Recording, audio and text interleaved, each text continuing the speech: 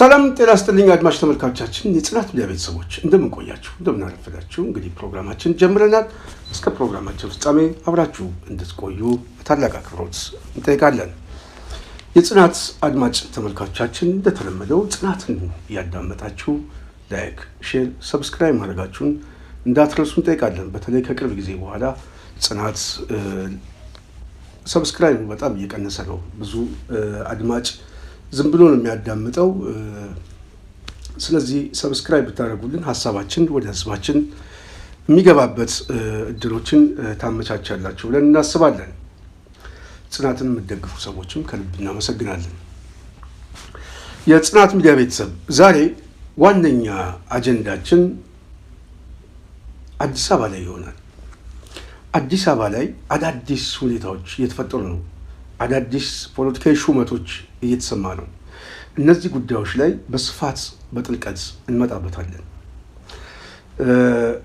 ከዛ በፊት እንደ ትንሽ መረጃ ወደ እናንተ የምናቀርበው ቅርብ ጊዜ በወልቃይት ጉዳይ ላይ በተለይ ፌዴሬሽን ምክር ቤት ባስቀመጠው አቅጣጫ መሰረት ብሎ ምርጫ ቦርድ ያወጣው መግለጫ በተለይ በነጌታቸው ስምረት ፓርቲ አካባቢ ጉዳዩ ወደ አጨቃጫቂነት በመውሰድ ጉዳዩ ወደ ፍርድ ቤት ወስደውት ነበር። እንግዲህ የአብይ ድራማ ምን እንደሆነ ከዚህ በፊት በደንብ አስቀምጠነዋል። አሁን ሶስተኛው ድራማ ጌታቸው ክሱን አቋርጠናል በሚል ክሱን እንዳቋረጡት እና ከዚህ በፊት ምርጫ ቦርድ ባስቀመጠው ውሳኔ ተፈጻሚ እንደሚሆን ፍርድ ቤቱ እንግዲህ ያው ክሱ ሲቋረጥ የቀድሞ ውሳኔ አግዶት የነበረው እግዱን ለማንሳት እግዱን ያነሳበት ደብዳቤ እንግዲህ አስነብበውናል። ከዚህ ሁኔታ ጋር ያው ፖለቲካዊ ሁኔታ በስፋት ከዚህ በፊት መተንበታል። ብዙ ሀሳቦችም በተለያዩ ሚዲያዎች ተነስተዋል። ተመሳሳይ የሆኑ ሀሳቦች ስለሆኑ ወደፊትም እንመጣበታለን። ከዚሁ ጋር በተያያዘ እንግዲህ የአብይ አገዛዝ የተለያዩ ሹመቶችን እየሰጠ ነው። እነዚህ ሹመቶች ፖለቲካዊ ሹመቶች ናቸው። እነዚህ ሹመቶች ደግሞ ህገወጥም ናቸው። እነዚህ ሹመቶች ዋነኛ እንድምታው ደግሞ የቁጥጥር አድማሱን ማስፋት ነው። ምንድን ነው እነዚህ ሹመቶች? የአዲስ አበባ ነዋሪ በተለየ ምናልባት በኢትዮጵያ ውስጥ አሁን የመጀመሪያው ይመስለኛል የአዲስ አበባ ህዝብ የአዲስ አበባ ነዋሪ በምን ሁኔታ ውስጥ እንዳለ በዚህ ፌዴሬሽን ውስጥ የከተማው ነዋሪ የሚታይበት ሁኔታ ምን እንደሆነ በደንብ የሚያሳይ ነው ብዬ አስባለሁ። ግን ፖለቲካዊ እንድምታው ግን እንፈትሸዋለን። እንግዲህ ጀነራል አስራት ዴኔሮ የሚባል የምድር ጦር ዋና አዛዥ የነበረ ሰው ከዚህ በፊት የተለያዩ ቦታ ላይ እንግዲህ በኃላፊነት አብይ እንደፈለገ የሚያሽከረክረው ነው። ደስ ሲለው ቤኒሻንጉል፣ ደስ ሲለው ትግራይ ላይ፣ ኦሮሚያ ላይ ማስገብቶት ነበር። በጣም ተላላኪ የሆነ ሰው ነው። እሱ ብቻ ግን ሳይሆን ይሄ ጀነራል በተለየ መልኩ አዲስ አበባ ከተማ ላይ የአዲስ አበባ ፖሊስ ኮሚሽነር ሆኖ ተሹሟል። ይሄ ሰው በብሔር ደረጃ ካየነው ደቡብ አካባቢ እንደሆነ ይነገራል። እንግዲህ የሰው በዋናነት ወደ ሹመት የመጣበት እንድምታው አብይ አህመድ የአዲስ አበባ ነዋሪ ለመቆጣጠር ካለው ፍላጎት ብቻም ሳይሆን አሁን እየመጣ ያለው ፖለቲካዊና ዓለም አቀፋዊ ፖለቲካዊ ቀውሶች አሉ። የጦርነት ቀውስ አለ። እሱ ብቻ ሳይሆን የአብይ አገዛዝ አሁን ወደ አጣብቂኝ ውስጥ እየገባ ነው። አጣብቂኝ ውስጥ የሚገባበት 3 መሰረታዊ ጉዳዮች ልንገራችሁ። አንደኛ፣ በውጭ በኩል ታጥቀው ያሉ ኃይሎች እጅግ በጣም ምናልባትም እስካሁን ከነበረው ሁኔታ ሁሉ የከፋ ወይም የባሰ እንቅስቃሴ የሚጀምሩበት ሰዓት ነው። ሁለተኛ፣ በቅርብ ጊዜ ካየነው በተለይ የአማራ ኃይሎች ለአዲስ አበባ ቅርብ ከሆኑ አካባቢ ውስጥ ያሉ የሸዋ እና የሸዋ ጠቅላይ ግዛት እንደዚሁም አፋብን አሳምነው ሁለት አንድ የሆኑ ግን ሁለት የተለያየ አሰላለፍ ውስጥ የነበሩ ወንድሞች ወደ አንድ ተሰብስበው ከትላንትና ጀምሮ ከባድ ዘመቻ ላይ ናቸው።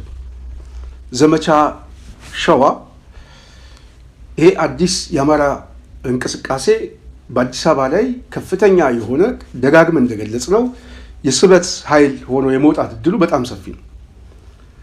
ከዚህ በፊት በአገዛዙ ሴራ እነዚህን ኃይሎች ወደ አንድ እንዳይመጡ ብዙ እንቅፋት ነበረ። ያንን እንቅፋት ሁሉ ሰብረው በመውጣት አሁን ከፍተኛ የሆነ ኦፕሬሽን ላይ ናቸው። ስለዚህ አዲስ አበባ ዙሪያ ላይ ያለው ሰራዊት ደግሞ በጣም ግዙፍ ነው፣ በጣም ብዙ። ስለዚህ ይሄ ኃይል እየተጠጋ እየመጣ ነው። በጣም አደገኛ ጦርነት ላይ እንዳሉ እየተሰማ ነው። በሌላ በኩል የአብይ ጄኔራሎች የተለያየ የፓናል ዲስከሽን እያደረጉ ነው፣ ዲስኮርስ ለመፍጠር ከዚህ በፊት በጣም ብዙ ሞክረው ግን ያልተሳካላቸው። በተለይ አሁን ዓለም አቀፍ ቀውሱ የፈጠረው ክራይሲስ አለ፣ ግን ያንን ለማስተንፈስ የጦርነት ዲስኮርስ እያወሩ ነው። በተለይ የሀሳብ ጉዳይ ላይ እንደ አዲስ እያመጡት ነው። እንደውም አንዳንዱ ሁሉም ወጣት ለመሞት ይዘጋጅ ሁሉ በማለት እየገለጹ ይገኛል። ሶስተኛው ጉዳይ የአገር ውስጥ ያለ የምርጫ ጉዳይ።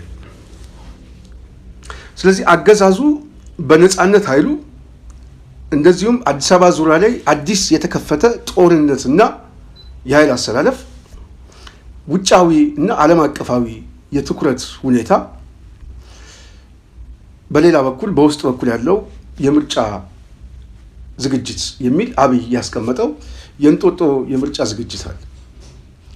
እነዚህ ሁኔታዎቹ ያልታሰቡ ሁኔታዎችን እየቀያየሩ እንደሚመጡ ግልጽ ነው። ይሄንን እኛ ፖለቲካ ስንናገር ትንቢት አይደለም የምንናገረው፣ ፋክት አስቀምጠነዋል።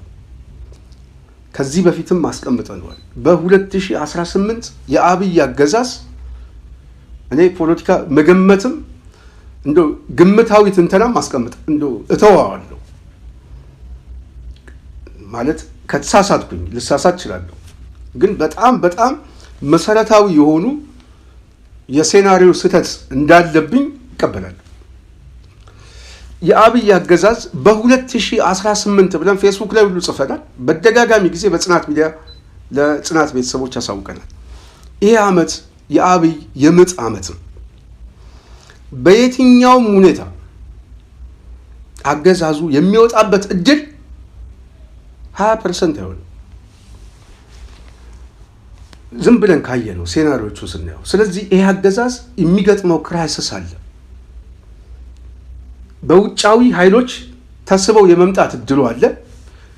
ለአዲስ አበባ ቅርብ በሆነ ሁኔታ ላይ የጦርነት ድባብ ሊፈጠር ይችላል። በአዲስ አበባ ውስጥ ደግሞ ሊፈጠር የሚችል ህዝባዊ ቁጣዎች ይኖራሉ።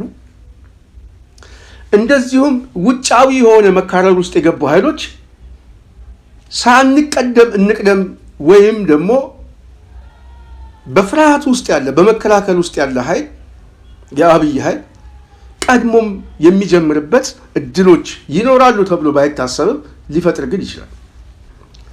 ስለዚህ በውጫዊም የጦርነት ኃይል በነፃነት ኃይሉ አዲስ አበባ ላይ እየተሰባሰበ በመጣው ኃይል ዓለም አቀፍ አሁን እየተፈጠረ ያለው ክራይሲስ ከምርጫው ሁኔታ ጋር የአብይ አገዛዝ ግራ ተጋብቶ ነው። በተለይ አሁን ዓለም አቀፍ ሁኔታው ደግሞ የበለጠ ያገዛዙን እድሜ የሚወስንበት ነው። ካሰላለፍም እንኳን አሰላለፉ ላይ የት አካባቢ አሰላለፉን ማድረግ እንዳለበት ግራ ተጋብቶ እንደሆነ እያየን የአብይ ተደማሪዎቹ አጠቃላይ የቤተ መንግስት ኃይሎች ግማሹ ይሄ ጽንፈኛው ኃይል ኢራን ኤምባሲ እየሄደ ከጎናችሁ ነን ይላል። አብይ ደግሞ በሌላ በኩል ደግሞ አሰላለፉን ከሌሎች ጋር ለማድረግ የሚፈልግበት ሁኔታ አለ። ይሄ ደግሞ አገር ውስጥም የሚፈጥረው ኩርፊያ አለ የአብይ ተደማሪዎች ላይ። በአጠቃላይ በእነዚህ ባስቀመጥነው ኃይል ይሄ ስርዓት እያበቃለት ሲመጣ በጣም አደገኛ የሚሆንበት በውስጥ በኩል ያሉ ኃይሎች ጥቃትም ሊያደርሱ ይችላል ብሎ ሊገመግም ይችላል። አንዱ ደግሞ ተቋማዊ መዝረክረክና መፍረስም እየገጠመው ስለሆነ በሰራዊት ውስጥ ሰራዊቱን ስለማያምነው እዛ ውስጥ የሆነ አሰላለፍ ሊፈጠር ይችላል። ምናልባትም ስልጣን የሚፈልግ ኃይል ወይ የጥቅም ተዋናይ የሚሆን ተገፍቻለሁ የሚል የተለየ አሰላለፍ ተፈጥሮ ልመታም እችላለሁ የሚል ስጋት ይኖረዋል። ስለዚህ ሰራዊቱ ውስጥ ሊመጡ ይችላሉ ብሎ የሚያስባቸውን ሰዎች አብይ በተለያየ መልኩ እያንሳፈፈ ከጨዋታ እያስወጣ እንደሆነ ግልጽ ነው። ታማኝ የሚባለውን ኃይል ግን በየመዋቅር ውስጥ አዳዲስ ፖለቲካዊ ሹመት እያመጣ ነው። ታዛዥ ናቸው ብሎ የሚያስባቸው ከዚህ ውስጥ አንዱ አስራት ደኔሮ የሚባለው ሰው ታዛዥ የሆነ ምንም አይነት ሚና የሌለው ሰው እንደሆነ የሚታወቅ ሰው አብይ በህገወጥም የከተማ አስተዳደሩ ፖሊስ የአዲስ አበባ ፖሊስ ኮሚሽን የፖሊስ ኮሚሽኑ የሚያስተዳድረው በጀት የሚመድበው የአዲስ አበባ ፖሊስ ነው። የከተማ አስተዳደሩ ማን ነው የሚለው የሚታወቅ ነው፣ ግልጽ ነው፣ ጥያቄ የለው። ግን እሱን ሁሉ የከተማ አስተዳደሩን መመሪያዎችን ጥሶ አብይ ቀጥታ የፖሊስ ኮሚሽነሩን ሰይሞታል። በእርግጥ የጠቅላይ ሚኒስትሩ የከተማ አስተዳደሩን ካቢኔም በትኖ አዲስ ካቢኔ መቋቋም እስከዛ ድረስ ስልጣን ሰጥቶታል። እሱ ቀደም ያለ ታሪክ ስላለው ነው።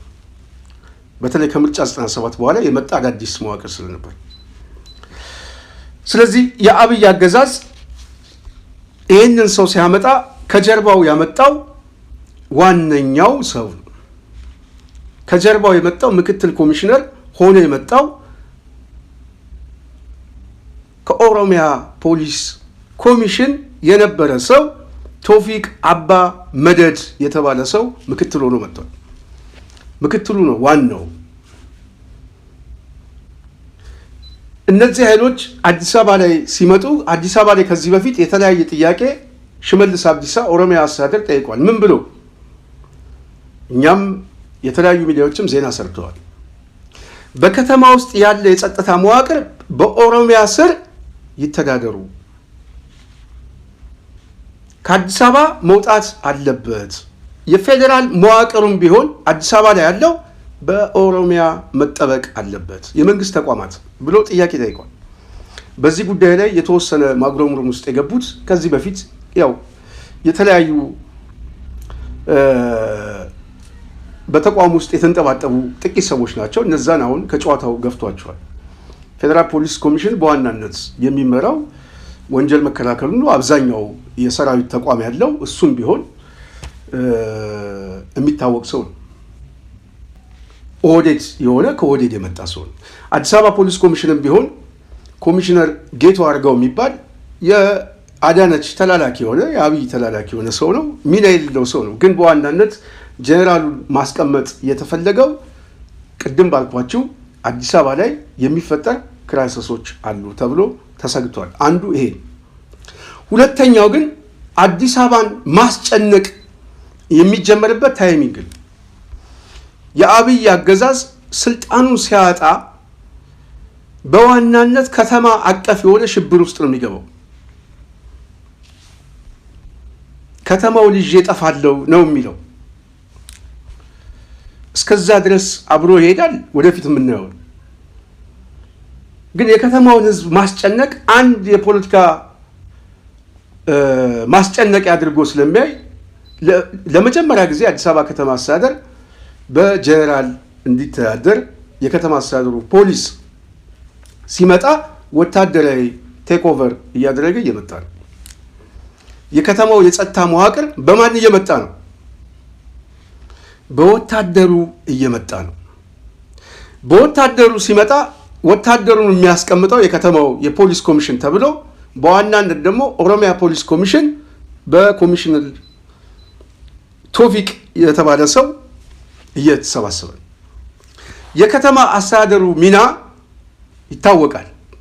ፍላጎቱ ምን እንደሆነ ይታወቃል። በአዲስ አበባ ጉዳይ ላይ ያለው ሞቲቫቸው እስካሁንም የሚሰሩት በፕሮጀክት ስም በምን የሚሰሩት የከተማውን ሕዝብ በሙሉ ከጨዋታው አስወጥተው ዛሬ አዲስ አበባ ላይ ስለ አዲስ አበባ የሚጨው ሰው እንኳን በማሰር በመደብደብ ሽባ በማድረግ ከሀገርም በማስወጣት በአዲስ አበባ ላይ የሚጨው አንድ ሰው እንኳን የለም። ስለዚህ አሁን እንጀራውንም ያሳጡት ቤቱንም ያሳጡት የከተማውን ነዋሪ በወታደር እንዲጠበቅ ብቻ ሳይሆን የኦሮሚያ ገዳ ስርዓት የሚባል ይሄ ኮሬ ነገኛ የሚሉት ገዳይ ስኳድ በየመዋቅሩ ሙሉ ለሙሉ የጸጥታ መዋቅሩ እንዲቆጣጠር ውሳኔ ተወስኗል። አዲስ አበባ አሁን የሚጠበቀው በዚህ ኃይል፣ ተቋማት በሙሉ የሚጠበቀው በዚህ ኃይል፣ የሰው ቅጥርም የሚደረገው ከዚህ መስፈርት ነው። ስለዚህ አዲስ አበባን መዋጥ ብቻ ሳይሆን የጸጥታ መዋቅሩን ሙሉ ለሙሉ ኦሮሚያ ተቀብሎታል። ኦሮሚያ ከስር አደረጃጀቱንና የጸጥታ መዋቅሩን ይሸፍነዋል። ከላይ ግን አስራት በተባለ ጄኔራል ደግሞ ወታደራዊ ኮማንድ እንዲጠበቅ ሆኗል ማለት። ስለዚህ አዲስ አበባ በገዳ እዝ አንድ ወታደራዊ ኮማንድ እንዲጠበቅ በአብይ አህመድ ትእዛዝ በኢትዮጵያ ውስጥ ያለው የመጀመሪያው የከተማ አስተዳደር ሆኗል ማለት ነው። ስለዚህ አዲስ አበባ ላይ አስቸኳይ አዋጅ ያልወጣበት ግን ወታደራዊ አስተዳደር በይፋ ተሰይሟል። እነዚህ ጉዳዮች የመጡት ፖለቲካዊ ውሳኔ ነው ስንል ውሳኔዎቹ ደግሞ በዋናነት የመጣው ቅድም ካስቀመጥነው ውጫዊ ስጋቶች፣ በሌላ በኩል ደግሞ በውስጥም ሊመጣ የሚችል የኃይል አሰላለፍ ከህዝቡም አመፅ ፍርሃት የአብይ አገዛዝ በከፍተኛ ቋፍ ውስጥ ይገኛል። ይሄ የውጥረቱ የድንጋጤው ማሳያ ብቻ ሳይሆን በውስጥም በኩል ሊፈጠር የሚችል አዳዲስ አሰላለፎች ካሉ ያለመተማመን ሽኩቻዎች እንዳለም ደግሞ የሚያሳይ ነው። ለምሳሌ በደህንነት መዋቅር ውስጥ ከዚህ በፊት አሰፋ አብዩ የሚባል የፌዴራል ፖሊስ ኮሚሽን የነበረ ሰው የደህንነት ምክትል ዳይሬክተር አድርጎት አምጥቶታል ከደቡብ አካባቢ። ስለዚህ አብይ በተለይ በኦሮሞ እንቅስቃሴ ውስጥም የኦሮሞ በተለይ ይሄ ውጫዊ የሆነው የፖለቲካ ኃይል ካሰላለፍ ከብሔርና ከዚህ ከሰፈራ አመለካከትም እንደዚሁም ከፖለቲካ ፍላጎት ሊፈጠር የሚችል የቡድንተኝነትና መሳሳብ፣ በሌላ በኩል አኩርፎ የተቀመጠ አድፋጭ በስርዓት ውስጥም ያለ ኃይል ያልተጠበቀ ችግሮች ይከሰታል የሚል ስጋት እና ፍርሃት አለ። በጣም ፍርሃት አለ።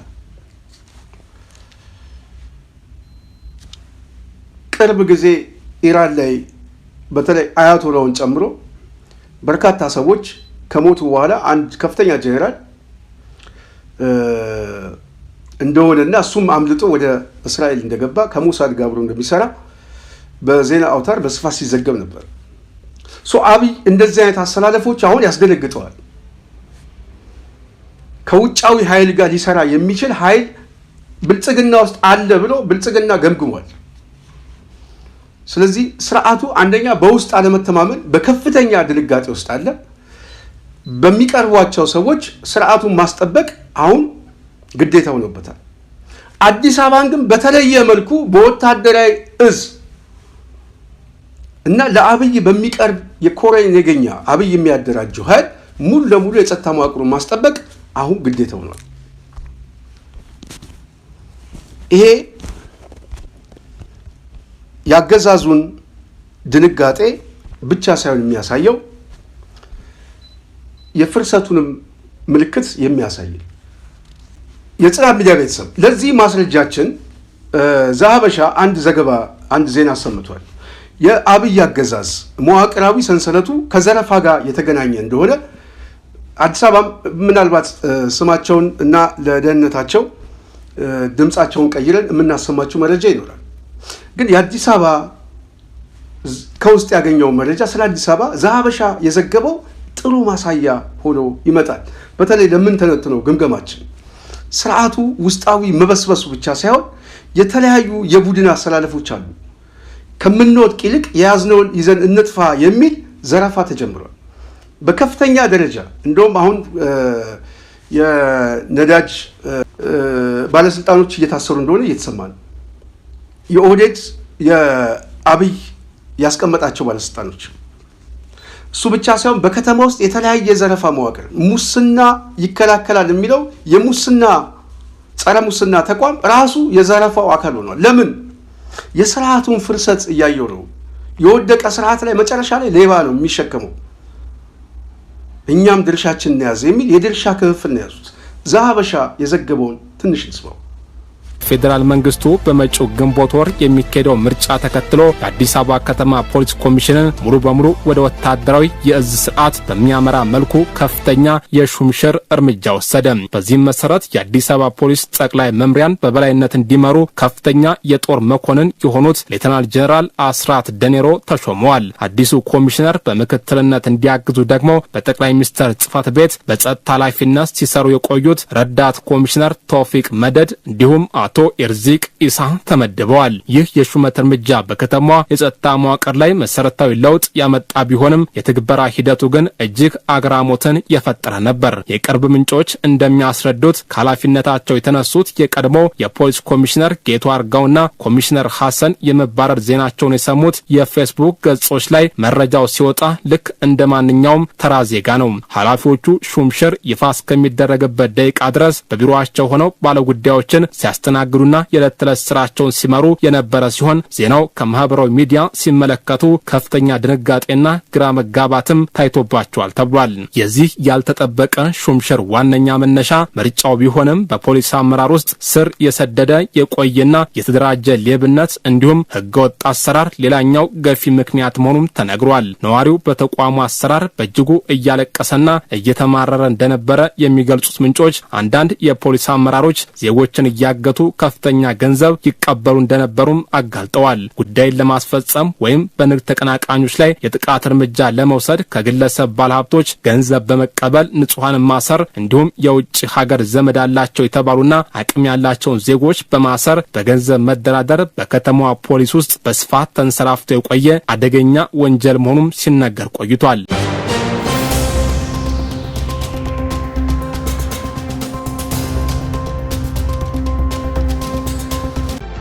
የህዝብን ሀብት ከዘራፊዎች ታደጋሉ ተብለው የተቋቋሙ የጸረ ሙስና ግብረ ኃይሎች ራሳቸው የተደራጀ የሙስናና የዘረፋ ኔትወርክ ዋነኛ ተዋናይ እየሆኑ መምጣታቸውን የሚያጋልጥ አሳሳቢ መረጃ ወጣ። በተለይም በአዲስ አበባ ከተማ አስተዳደር የሰላምና ጸጥታ ቢሮ ስር ሙስናን እከላከላለሁ በሚል ስም የሚንቀሳቀሰው ተቋም የተሰጠውን ህጋዊ ስልጣንና ከለላ በመጠቀም በከፍተኛ የሙስና ማጥ ውስጥ መዘፈቁን የውስጥ ምንጮች ይፋ አድርገዋል። ይህ አሳፋሪ ተቋማዊ ቅሌት ይበልጥ አሳሳቢ የሚሆነው የቅርብ ጊዜ ታሪክን ወደ ኋላ መለስ ብሎ ሲቃኝ ነው። የብልጽግና መንግስት ከዓመታት በፊት በምክትል ጠቅላይ ሚኒስትር ተመስገን ጥሩነህ ሰብሳቢነት በሀገር አቀፍ ደረጃ የተፈጸሙ የከፍተኛ ሙስና ወንጀሎችን እንዲያጣራ ብሔራዊ ግብረ ኃይል አቋቁሞ ነበር። ይሁን እንጂ የአጣሪ ቡድን በሀገር ደረጃ ትልቅ ሙስናዎች የሉም፣ ያሉት ትንሽ ሙስናዎች ናቸው በሚል አወዛጋቢና ብዙዎችን ባስገረመ ድምዳሜ ራሱን ማክሰሙ ይታወሳል። የብሔራዊ ግብረ ኃይሉ መበተን ለሙስና ተዋናዮች ሰፊ በር የከፈተ ይመስል በአዲስ አበባ ከተማ አስተዳደር ያለው አጣሪ ቡድን እስካሁን ድረስ እንዳልፈረሰና አሰራሩን በመቀየር ከፍተኛ የጥቅም ትስስር መፍጠሩም ተዘግቧል። የመስተዳደሩ የውስጥ ምንጮች ይህ ስር የሰደደ የሙስና አውታር እንዴት እንደሚሰራ በዝርዝር አብራርተዋል። አሰራሩ በተለይም ከፍተኛ የገንዘብ ዝውውር ባለባቸው የመሬት አስተዳደርና ተያያዥ ጉዳዮች ላይ ያተኮረ ነው። በዚህም መሰረት በየክፍለ ከተማው ያሉና ጎቦ ሊከፍሉ ይችላሉ ተብለው የሚታሰቡ ባለጉዳዮች ፋይል በልዩ ሁኔታ ታድኖ ወደ ከንቲባ ጽሕፈት ቤት እንዲመጣ ይደረጋል። በመቀጠልም በእነዚህ ፋይሎች ላይ ከፍተኛ መጠን ያለው የጉቦ ገንዘብ በግልጽ ይጠየቃል። ይህንን የተደራጀ የጉቦ ጥያቄ ያልተቀበሉና ለመክፈል ፍቃደኛ ያልሆኑ ባለጉዳዮች ደግሞ ፋይላቸው በከንቲባ ቢሮ ታግቶ እንዲቀመጥ በማድረግ በክፍለ ከተማ ደረጃ ማግኘት የሚገባቸውን አገልግሎት እንዲያጡ ይደረጋል። ይህ አሳሳቢ መረጃ እንደሚያሳየው የአዲስ አበባ ከተማ አስተዳደር የሰላምና ጸጥታ ቢሮ አንዳንድ ሰራተኞች ከተሰጣቸው ህጋዊ አዋጅና መመሪያ ውጪ ራሳቸውን እንደ በላይ ፈራጅ በመሾም የሙስና ወንጀሎችን እናጣራለን በሚል ሽፋን ለግል ብልጽግና ማግበስበሻነት እየተጠቀሙበት ይገኛሉ። እንደሰማችሁት ነው የጽናት ሚዲያ ቤተሰብ። እሱ ብቻ ሳይሆን አዲስ አበባ ላይ ስላለው ሁኔታ ለደህንነታቸው ስማቸውንም ድምጻቸውንም እንቀይረዋለን፣ ግን ጠይቀናል። ከተማ ውስጥ ምን ይመስላል? አሁን ያለው ሁኔታ ምንድነው? የከተማው ህዝብ ምን እያሰበ ነው ለሚለው ለጠየቅናቸው ጥያቄ እዛው አዲስ አበባ ላይ ያሉ ሰው ትንሽ በጣም አጭር ቃለ ምልልስ አድርገናል። ስለ ሁኔታው ግምት ውስጥ እንድታስገቡ ነው ከዚህ ትንተናችን ጋር አብሮ ስለሚሄድ እንስማው። ሳይዝ ነው ብዙም ጀምረውታል። በርግጥ እያፈረሱ ነው፣ ግን እንደዛ ነው በቃ ማለት ለዘረፋ ያመቻቹት ነገር ነው የሚመስለኝ። ጠቅላላ ግራውንዱ የዘረፋ ማዕከል ሆናለች አዲስ አበባ። 6 ኪሎ የለም ያ 6 ኪሎ የምታውቀው ሰፈር ምናምን ጠቅላላ አባረዋቸዋል። የለም ጂኦግራፊውን የመቀየር ስራ በጣም በፍጥነት እየሄዱበት ነው። በደንብ ቀያይረውታል። ይሄ ወደ በአፍንጮ በር አድርገህ ወደ ምንድን ነው ይሄ በግተራው አለ አይደለ? በግተራው አድርገህ ወደ ጊዮርጊስ መሄጃው አለ። እዛ አካባቢ አሁን ጠቅላላ የነበሩ ነዋሪዎችን አንስተዋቸዋል። ቤት በፍጥነት እየተሰራ ነው። ከላይም የተሰራ አለ። እሱ ምን አይነት ሰዎች እንዳስገቡ አይታወቅም። ያኛው እየተሰራ ነው። ከታች ያሉ ጠቅላላ ቤቶች ፈርሰው ማለት ነው። ምን የመሳሰሉ ቤቶች ፈርሰው አሁን በፍጥነት ቤት እየሰሩ ነው። ለማን እንዲሰጡ እንደሆነ ግን አይታወቅም። ያ ቤት ይሰራል፣ የሚሰጠው አይታወቅም። የከተማ ነዋሪ ደግሞ ወደ ውጭ ወጥቷል፣ አይታወቅም። ያስ በቃ ምንም እንዴ ድሮ አዲስ አበባ አይደለችም እኮ ስንቴ እኛ የምናውቀው እኮ አዲስ አበባ አይደለም አሁን ያለው። ተቀያይሯል በጣም። እኔ ራሴ የሆነ ቦታ ሄጄ ተቀያየረብኝ ሰፈሩ። ገርሞኛል።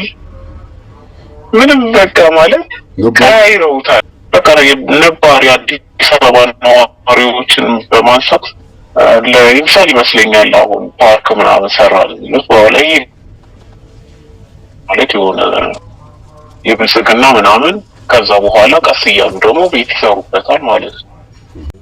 አዲስ አበባ ህዝብ መሸወድ አይቻልም። በእርግጥ አይሸወድም። የአዲስ አበባ ህዝብ ሆን ብሎ ነው ከማንም እንትን ጋር ከመጋፈጥ በሚል ነው እንጂ ማንም የአዲስ አበባ ነዋሪ በደንብ ነው የሚያውቀው ስራቸውን መስሏቸው ይሆናል እንጂ። የሰማችሁት ነው እንግዲህ የጽናት ሚዲያ ቤተሰብ። እሱ ብቻ አይደለም፣ አሁን የተለያዩ ሁኔታዎች እየተፈጠሩ ነው። በተለይ በከተማ ውስጥ ያለ በሆቴልና ቱሪዝም እንቅስቃሴ ውስጥ ስራ ውስጥ ያሉ ሆቴሎች በከተማ ውስጥ ምን እያደረጉ ነው? የስራ የቢዝነስ ለውጥ እያመጡ። ስለዚህ ሆቴሉን ወደ ምን እየለወጡት ነው?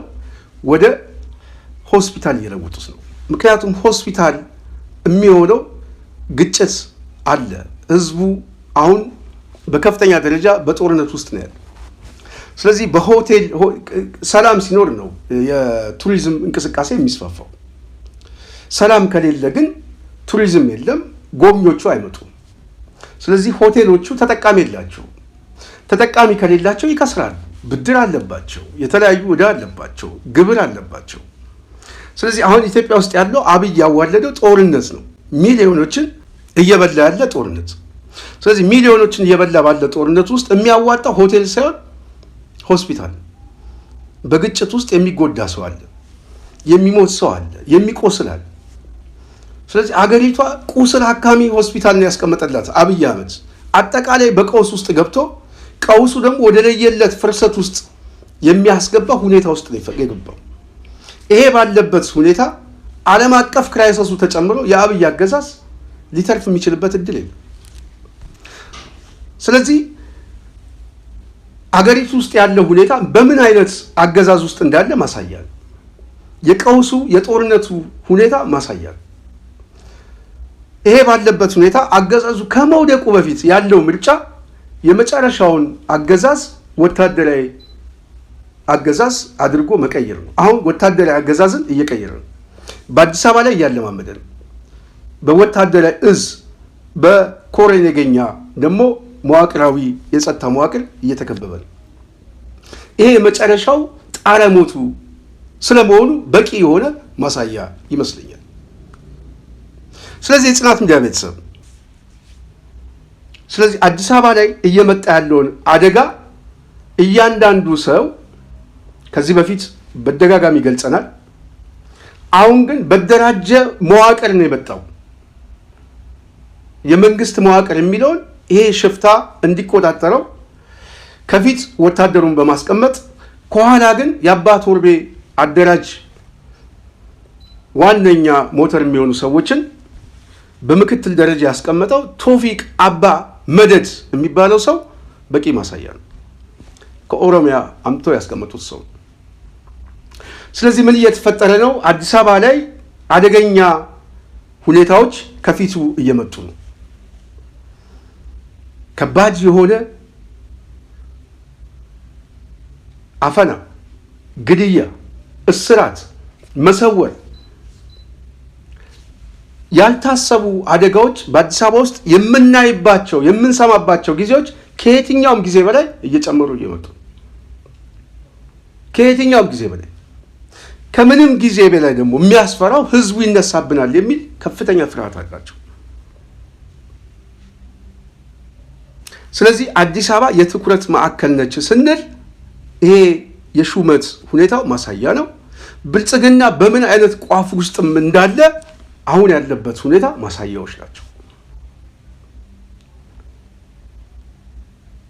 ዋነኛው ሌላው የብልጽግና የራስ ምታት የሆነበት በተለይ የነጻነት ኃይሉ የፋኖ ኃይሎች ሁለት ስትራቴጂክ ጉዳዮች ከፊታቸው አለ። አንዱ ምርጫ የሚለው የአብይ ተስካር ነው። ይሄ የውሸት ምርጫ የሚለው። ሁለተኛ ይሄ ስርዓት አሁን ካለበት ውስጣዊ እና ውጫዊ ቀውስ ውጪ ያልታሰቡ አደጋም መጥቶበታል። ዓለም አቀፍ ክራይሲሱ ዓለም አቀፍ ሁኔታው እየተለወጠ እየመጣ ነው።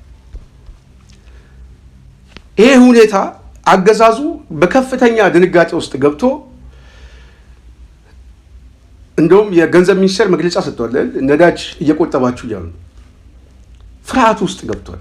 ህዝቡ የበለጠ ወደ አብዮት ውስጥ የሚገባበት ከኑሮ ውድነት ከቀውሱ አኳያ ያልታሰቡ ለውጦች እየመጡ ነው። ጥይት የሚተኩሱ ኃይሎች ብቻ ሳይሆኑ ያለ ጥይትም አገዛዙ ህዝቡ ላይ ያለ ቶክስ ሊወድቅበት ሊሸነፍ የሚችልበት እድል ህዝባዊ አብዮቶች ሊነሱ የሚችል ምልክቶች እየመጡ ነው። የዓለም ሁኔታ እያስገደደ እያመጣው ነው። አሁን ህዝቡ በከፍተኛ ደረጃ መብላት እንኳን ዳቦ ገዝቶ መኖር አልቻለም። ስራ የለውም። ወጣቱ ቤት ለቤት ተቀምጦ ነው ያለው። እሱ ብቻ ሳይሆን አሁን የትራንስፖርት አንድ ቦታ እንኳን ለመንቀሳቀስ የማይቻልበት ሁኔታ ተፈጥሯል። ስለዚህ በብዙ ነገር ላይ አሁን ነጋዴው ከወዲሁ የተለያዩ ሸቀጦችን ሁሉ በከፍተኛ ደረጃ ከነዳጅ ጋር ከምን ጋር በተያያዘ የዋጋ ጭማሪ እየታየ እንደሆነ እየተሰማ ነው። ስለዚህ የሚሰራው ሰራተኛው የመንግስት ሰራተኛውም ቢሆን የአብዮቱ ተካፋይ ነው የሚሆነው። በዚህ ሁኔታ ውስጥ ሰርቫይቭ አድርገው ሊመጡ የሚችሉት ጥቂት በብልጽግና ስም የተሰባሰበ ዘራፊ ቡድን ብቻ ነው። ስለዚህ የሚጀመረው ህዝቡ መብላት ሲያጣ ችግር ውስጥ ሲገባ የራበው ህዝብ አብዮት ማዋለዱ የማይቀር ጉዳይ ነው። እሱ ብቻ ሳይሆን ውንብድናውም ዘረፋውም ያልታሰቡ መሰወሮች አደገኛ እገታዎችም በከተማው ላይ ሊስፋፋ ይችላል። ስለዚህ ይህንን ሊያደርግ የሚችለው የአብይ አገዛዝ ከወዲሁ ይሄ በተቋም ደረጃ ባሰባሰባቸው ኃይሎች ህዝቡን ከዚህ እንቅስቃሴ ፈርቶ ቤቱ ለማስቀመጥ በጣም ይሄ ቤት ለቤት እየገባ የተለያዩ አፈሳዎችን፣ መሰውሮችን፣ ግድያዎችን ሁሉ የመፈጸም እድሉ በጣም ሰፊ ነው። የማስፈራራት የማስጨነቅ ጉዳይ ነው። ስለዚህ በነጻነት ኃይል ውስጥ የተሰባሰበው የፋኖ ኃይሎች በውስጥ በኩል አገዛዙ ከገባበት ቀውስ በላይ ዓለም አቀፍ ሁኔታው ደግሞ የበለጠ ዕዳ ውስጥ የከተተበት ሁኔታ አለ። መሳሪያ ገዝቶ መሳሪያ የሚያመጣበት መንገዶች ተዘግተዋል። የነዳጅ አቅርቦት የምናየው ነው። ዓለም አቀፍ ክራይሲስ እየተፈጠረ ነው። የአብይ አገዛዝ ገንዘብ ሰጪዎቹም በሞግዚት የሚያስተዳድሩት ኃይሎች ዛሬ ለነሱ መሆን አልቻሉም። አብዛኛው ይሄ መካከለኛው ምስራቅ በቀውስ ውስጥ ነው ያለው። ስለዚህ ይህ አገዛዝ ከዚህ በኋላ የተራዘመ ጦርነት የማድረግ እድሉ በጣም እየደከመ ብቻ ሳይሆን እየሞተ ነው የሚመጣው። በሀገር ውስጥ ደግሞ የታጠቀ ኃይል ጋር እየተዋጋ ነው። ስለዚህ ሰራዊት ቀጥሮ የከተማ አስተዳደሩን ይዞ ውጊያ አድርጎ መሳሪያ ይዞ አይችልም። ስለዚህ ምን እያደረገ ነው? ከተማውን በጎበዝ አለቃ አብይ በሚፈልገው ሽፍቶች ማስጠበቅ ነው። በተለይ ተሰባስበውና ተጠናክረው የሚመጡት የፋኖ ኃይሎች ግን ለስርዓቱ እንቅፋትና አደጋ ቻንስም ሊቀናቸው እንደሚችል ገምግመዋል። ይሄ ያሰላለፍ ደግሞ ከምጠፋ ይልቅ ቢያንስ የያዝነውን ይዘን እንኳን ከሚመጣው ኃይል ጋር ተደራድረን እንቀጥል የሚል ልክ እንደ አስራት አይነት አድርባይ በስርዓት ውስጥ በጣም ብዙ አድርባይ ህሊናውን ሸጦ ማደር የሚፈልግ ሰው ከመጣው ጋር ማደር የሚፈልግ ይሄ ኃይል አብይ ያምነው ስለማያምነው ውስጣዊ ሽኩቻና አሰላለፎቹ እየሰፉ ነው የሚመጡት ማለት ነው። ያልተጠበቁ ኃይሎችም እየሰፉ ሊመጡ ይችላሉ። የጥቃት ሰለባውም እየሰፋ ሊመጣ ይችላል። ይሄ ፍርሃት አብይ በጨባጭ እያሳየ ያለው አሁን በደህንነት ውስጥም በአዲስ አበባ ፖሊስ ኮሚሽን አዳዲስ ፊቶችን አዳዲስ መዋቅራዊ አደረጃጀት ለማምጣት የተፈለገው የስርዓቱ ሁኔታ ማሳያ ናቸው ብዬ አስባለሁ። ስለዚህ እድል አላቸው። በሌላ በኩል አሁን አብይ የትኩረት ማስቀየሻ ማድረግ የሚፈልገው ብቸኛ ምርጫው ይሄ ዓለም አቀፍ ክራይሲስን በመጠቀም እኛም ወደ ጦርነት ውስጥ ብንገባ ምናልባት መሸነፉ የማይቀር ከሆነ ሽንፈቱን ግን በውጫዊ ኃይል ለመተካት ብቸኛ ምርጫው ከኤርትራ ጋር ወደ ጦርነት እንግባ፣ የከፈልነው መስዋዕትነት እንክፈል የሚልም አጀንዳ ይዞ ሊመጣ ይችላል ከዚህ በፊትም ያለው።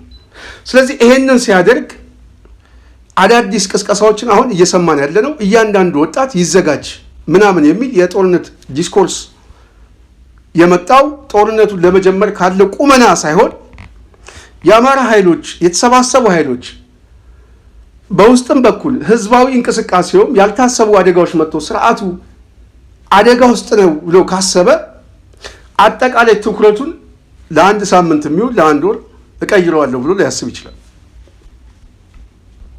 ስለዚህ ያለኝ ሰራዊት ይዤ ወደ ጦርነት ገባለሁ ብሎ የሐሳብ ጦርነት አብይ ሊያውጅ ይችላል።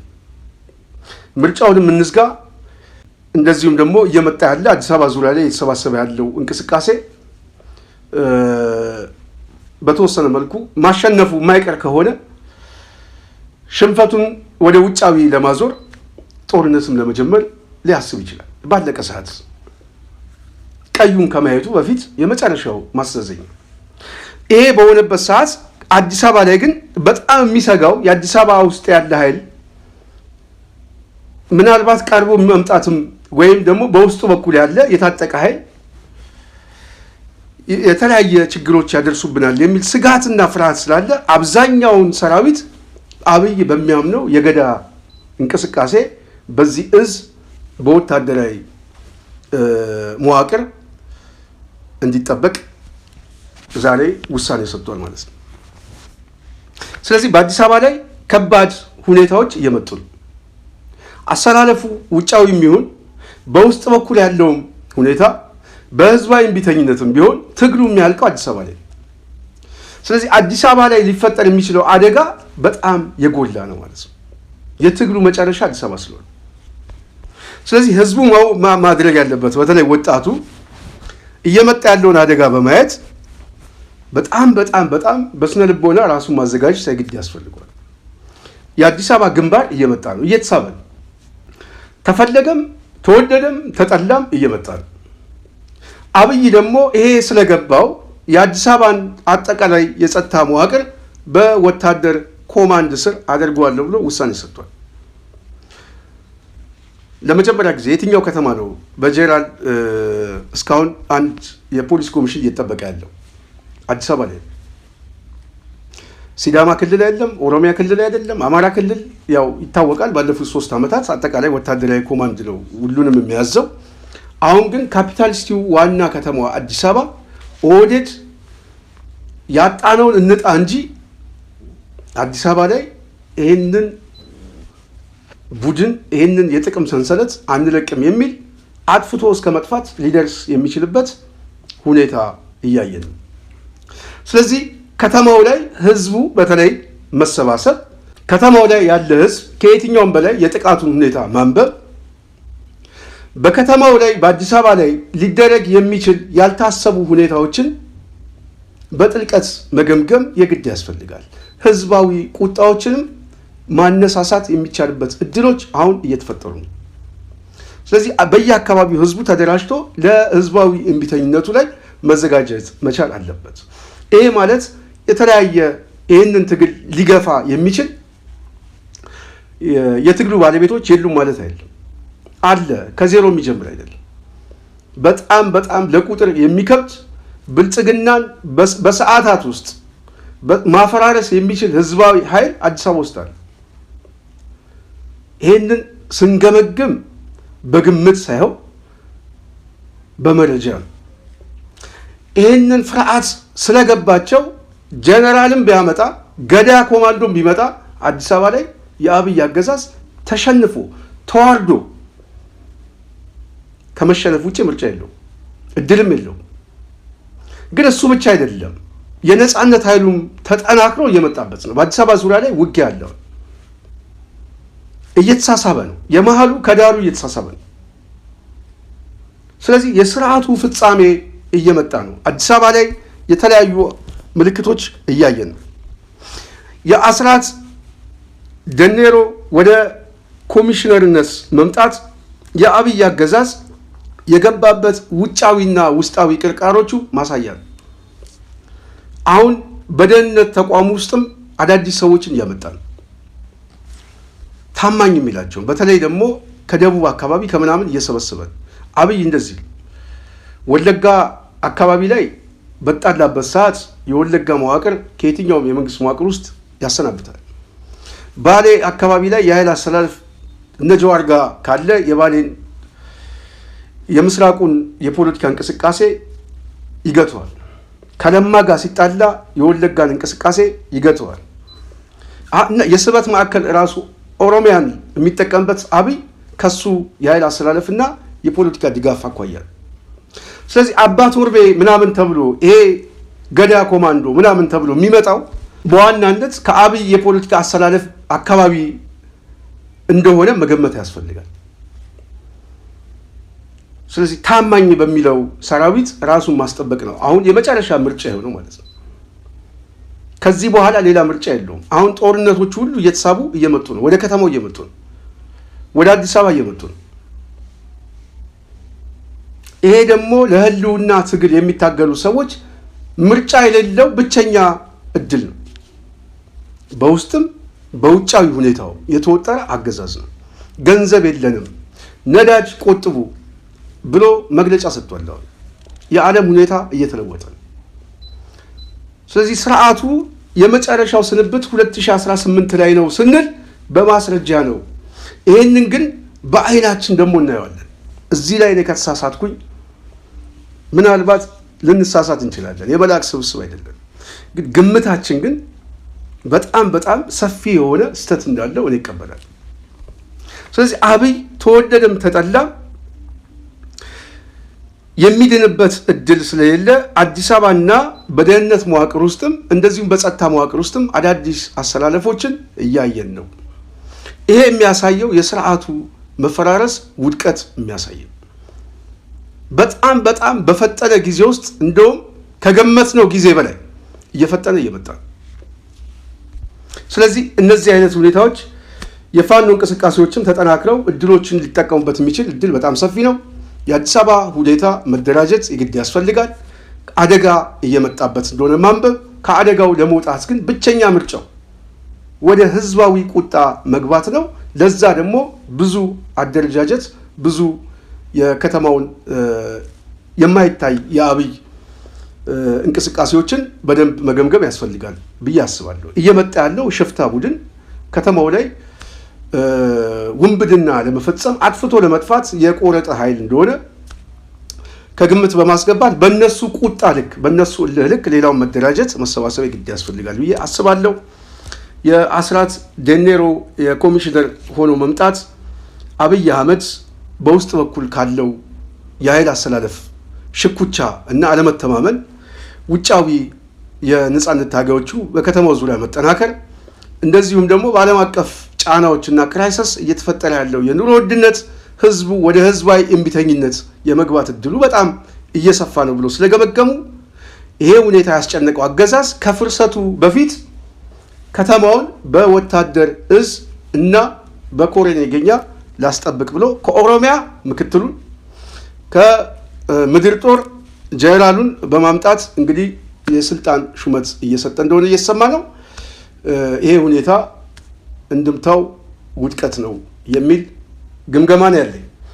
የጽናት ሚዲያ ቤተሰብ ዛሬ በዋናነት የአብይ ሹመትና በከተማው ላይ የታዩ እንቅስቃሴዎች ምን ይመስላል፣ ከፍርሃት ከውስጣዊ ኃይል አሰላለፍ እንድምታዎቹስ ምንድን ናቸው የሚለውን በተወሰነ መልኩ ፖለቲካዊ ግምገማ ወደ እናንተ ሀሳብ ለመስጠት ነው። በሚቀጥለው በሌላ ሀሳብ በሌላ ዝግጅት እንመጣለን እያልኩኝ ጽናትን ላይክ፣ ሼር፣ ሰብስክራይብ ማድረጋችሁ እንዳትረሱ እያስታወስኩ እኔ ከዚህ ሰናበታለሁ። ዝግጅቱን ያዘጋጀውላችሁ እኔ ስንታየው ቸኮል ነኝ። ሰላም።